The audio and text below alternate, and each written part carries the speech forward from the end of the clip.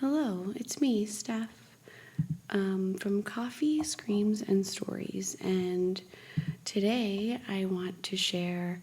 I was literally got my boys to bed. And I was like, oh man, I'm so tired. I need to go to bed.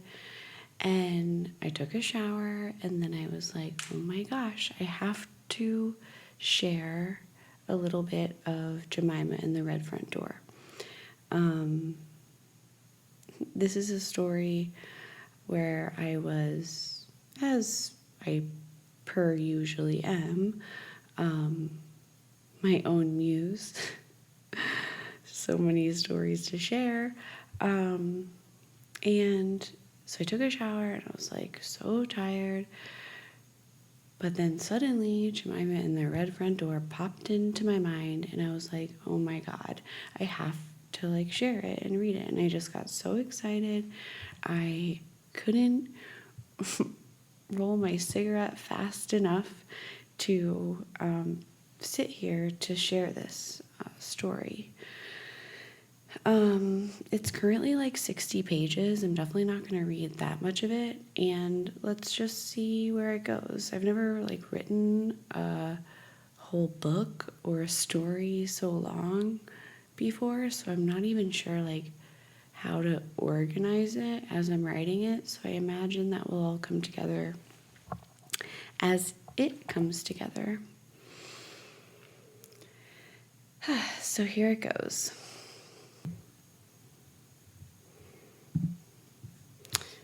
Each time I click, it's like exiting out into a different like part of my computer. I can't find it, so here it is. Jemima and the Red Front Door. Once upon a time, there was a house. This was no ordinary house, but a very special, very old house. This house was a portal for healing, for merging timelines, for synchronicity, and for community. A house built for love to live in. A house that speaks and breathes. A house with a red front door that communicates to the depths of each and every one of our souls.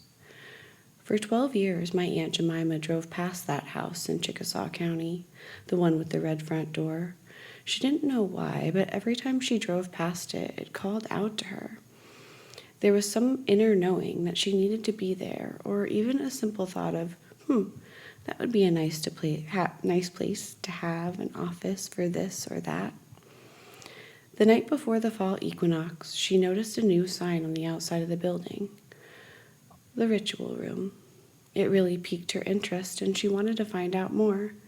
The next day, the house disappeared from view, from her seeing eyes and Jemima's mind's eye. She didn't think of it one single time for the next 28 moons. Aunt Jemima grew up nice. She had things, I suppose, yet underneath the surface, her life was not all butterflies and rainbows. It took a long time for her to remember the truth of who she was, to call back her power and break the silence she'd carried for centuries. The house ended up being a sanctuary for Jemima, a place that she called home, a place many others, too, would call home. From the moment she walked in, the silence in the house was deafening, not in an eerie or creepy way, but in a deep and heavy way. There was zero light inside. All of the doors and windows had been blocked off with furniture, the fireplace laced with artificial florals. Everything felt so gray, like Florida on a rainy day, as if the sunshine was withholding afterwards. Jemima was given the gift of opportunity to change all that. The house really wants Jemima to share the story of their becoming. A package arrived at her front door, a monthly subscription she thought she had canceled multiple times. Inside it, a few cheesy items she probably donated, but also something else, a deck of cards. They were matte black with shiny gold foil on the edges, the symbol on the front made up of circles and triangles. It spoke to something deeper within Jemima's soul. She held it in her hands and knew somehow it was meant for her. For 7 moons she had returned her love of scribing. This was a gift she had since she was a very young girl, and she had locked it away. She wouldn't discover until later why she had stopped writing for so very long. As she wrote now, she felt as if her hand was moving on its own, the words flowing from her fingertips with ease, like a gentle spring traveling down a mountain. The texture of the paper itself, the way the ink settled onto the pages, the effortlessness of the words, all added to the feelings and stories she was uncovering. She was receiving information from multiple dimensions and sometimes scribing for hours to start each and every day. Her hands, as she wrote, felt bright white and somehow separate and yet completely integrated when she wrote. She called it her spirit deck, and through this deck of cards she was able to connect to many other sides, and also to herself, her inner knowing. The other sides included the realm of the golden ones. They had been preparing Jemima for many lifetimes to come home. Melchizedek was the first to come forward. His silence was palpable, completely tangible, and she was able to translate his words onto paper. Mel was an old wizard of sorts. He presented with an ancient and wise knowing. He wore a very long purple robe with fur around the collar. He carried a staff with a glistening aquamarine arrow at its tip. The staff was made from an old beechwood tree washed up after the great storm.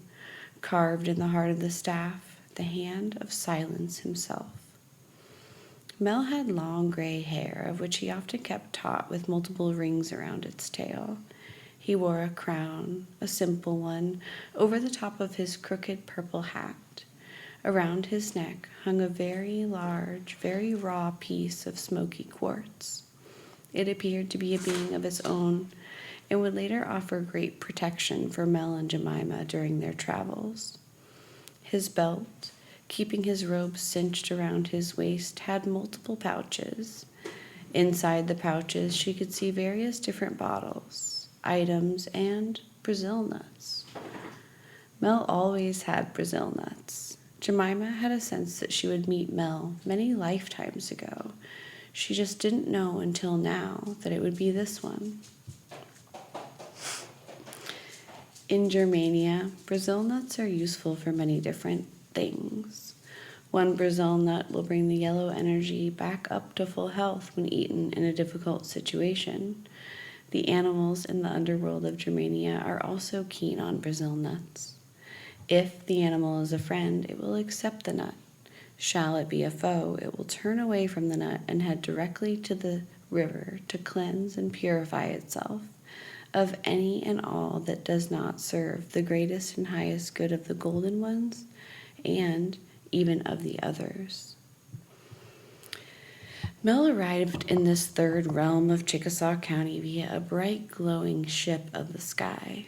The sky held many ships and beings whose driving purpose was to offer guidance and direction to those of the third realm.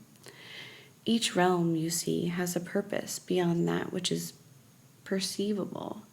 The realms of day and night both have keepers. The keepers have choices, yes, and yet they remain loyal to the realm of their birth until their parting death, where in which they return to the sky beyond the stars. This is the meeting place where the keepers have a chance to choose a new realm or continue exploring the one of their original birth. My Aunt Jemima always told us she had few memories of the past. She chalked it up to years of abusing the poison, injecting the poison into her veins to feel something, or possibly nothing. The great warm hug of the poison kept her coming back for more. The poison was horrid and horribly addictive on all three levels of existence in the third realm. Many in the third realm turn to the poison because the experiences of their human life have led them there, either to die fully and be reborn in another realm, or to die again and again, being reborn into the same realm, same time, same space, but with new eyes to see. The poison wasn't the only reason Jemima couldn't remember. It was only through the unfolding of her time with the blank pages and her favorite black ink pen that she became ready to know. Ready to know and to remember who she was and why she came. So that was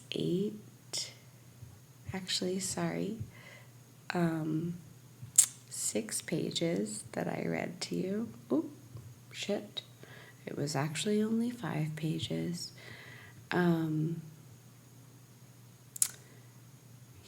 So I will continue. I just noticed that, like, as I was reading it, and my writing has evolved over the past many months, there are just a few edits here and there that I want to do, so stand by for more. Thanks for listening. I'm Steph F., and I'm so glad that you're here.